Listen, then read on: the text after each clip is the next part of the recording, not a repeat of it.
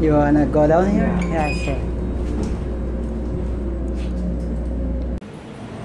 Andito na po ako ngayon sa MRT station going to Batu Caves.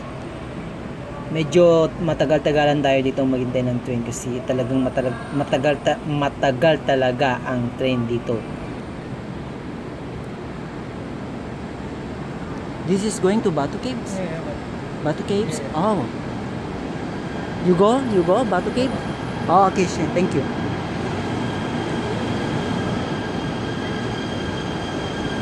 So nakikita nyo po, andito na po yung train papuntang Batu Caves. So almost 30 minutes din po ako naghintay sa sa station. But it's okay. Worth it naman kasi andito na eh. So nakapasok na po ako sa loob ng train. Medyo hindi maraming tao, so makakatulog nga tayo. Siguro makakatulog ako nito kasi nasa 8 station pa before makaarating tayo sa Batu Cave. So matagal-tagal din. So shortcut ko na lang, tulog muna tayo mga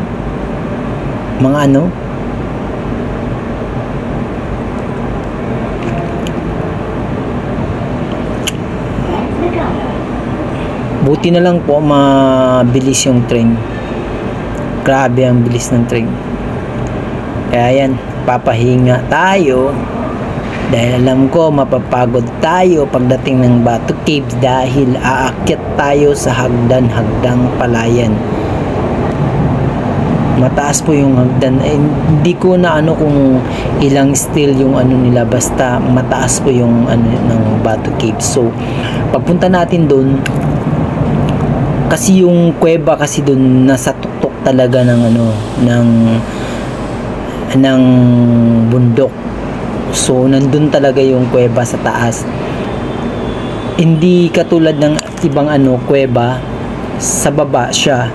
Pero yung ito sa Batu Cave, sa taas yung kuweba. So kailangan mo pang umakyat ng hagdang palayan before before ka makapunta dun sa sa kuweba na yun. So titingnan natin mamaya kung anong meron dun sa kuweba, kasi yung this second time ko na po na nakapunta ako dito, pero yung first time ko hindi talaga ako pumunta sa taas, sa loob, kasi yun na nga, napagod.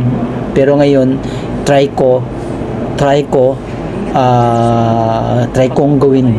kong akyatin hanggang sa dulo.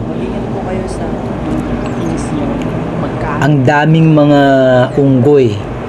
Alam nyo dito, pag andito kayo, pag may dala kayong pagkain, wag talaga ninyong ibitbit yung pagkain nyo, kasi magnanakaw ang mga unggoy na yan.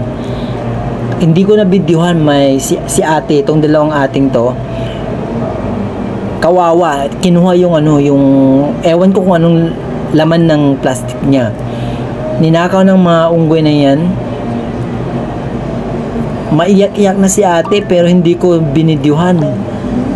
Kaya kahit cellphone na nakawin nila yan. Kaya maigi mong tingnan yung mga yung mga dinadala mo. Bag. Yan, ang importante talaga yung bag mo. Kasi marami nang nag-happen dito eh. Yung mga unggoy na yan, pasaway yan. Pasaway sila. Buti na lang andito sila sa Malaysia, hindi sila kinakain. Pag sa ibang bansa, kinakain sila. Pasaway na mga unggoy na yan. Hindi mo talaga yan maiiwanan ng mga things ilalagay mo or anything, cellphone, kukunin talaga nila. Hindi mo na pag makukuha na nila, hindi mo na talaga makukuha 'yon.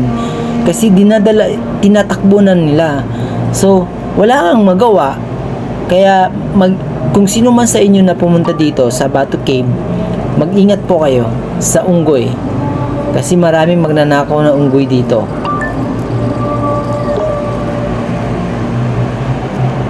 So malapit na po tayo sa Batu Cave. Andito na po tayo. Sa Batu Cave na po tayo. What I mean is malapit na tayo sa sa estatwa ng Temple of Indian. So yan po, may mga sila, may mga iba't ibang klaseng ritual silang meron. So try natin videohan sa inyo yung ritual nila, kung paano silang mag-pray. Pwedeng pumasok sa loob pero hindi ko kinaya dahil sa mabahong may smoke na ginagamit nila, parang ewan ko kung ano. So hindi pwede sa akin yun, hindi ko kaya, sumasakit yung ulo ko, kaya hindi ako pumasok. Tingnan mo ang Maunggoy, kahit saan meron sila. Talagang pasaway talagang Maunggoy dito.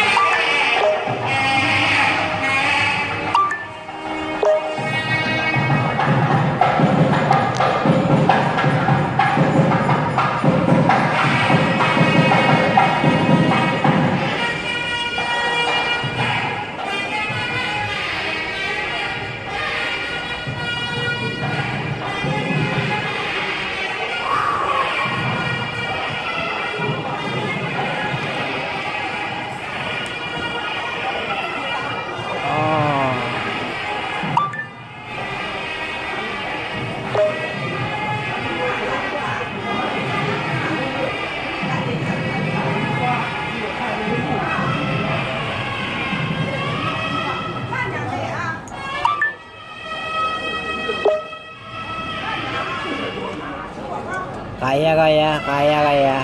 Aduh. Wah. Di pa ako nasa hap na pagod na ako. Yan po. Wow, pagod talaga. Pero kailangan kayanin ko. Si Lola nga, kinaya niya oh. 你等我20分钟，我等我11楼。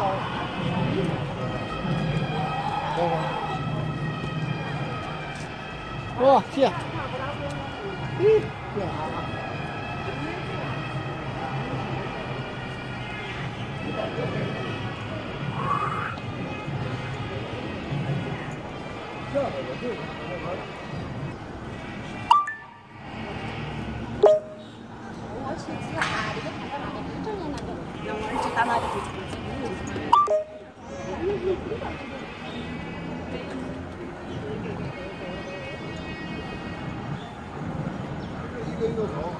这没有一种差不多。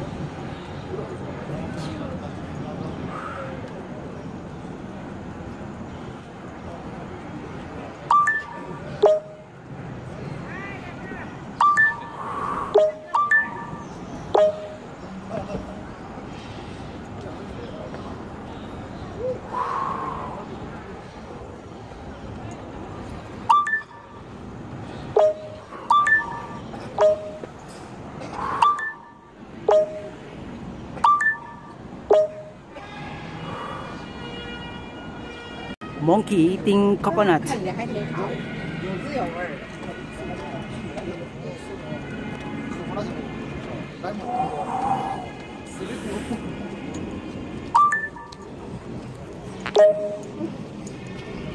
真得上。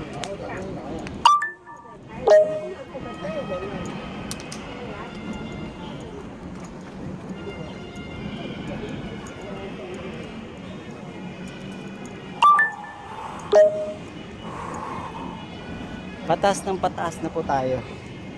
Pagod na ako. Oh, shit.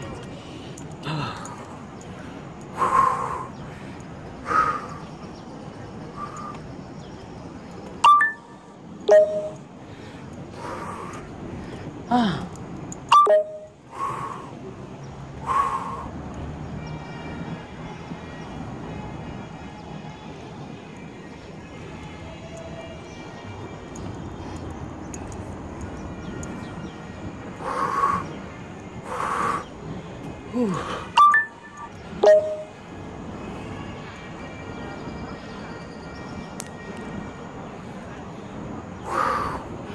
Ah.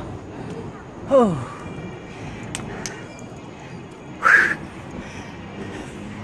I'm so fucking tired.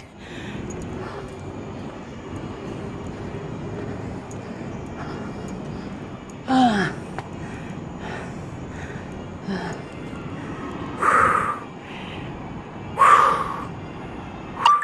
Titingnan po natin sa part 2. Tingnan natin kung ano yung nasa loob ng kuweba. Kasi yung nasa tuktok talaga yung kuweba, nasa taas talaga. So, titingnan natin if kung ano yung nasa loob na. Sa part 2 po ninyo yan makikita.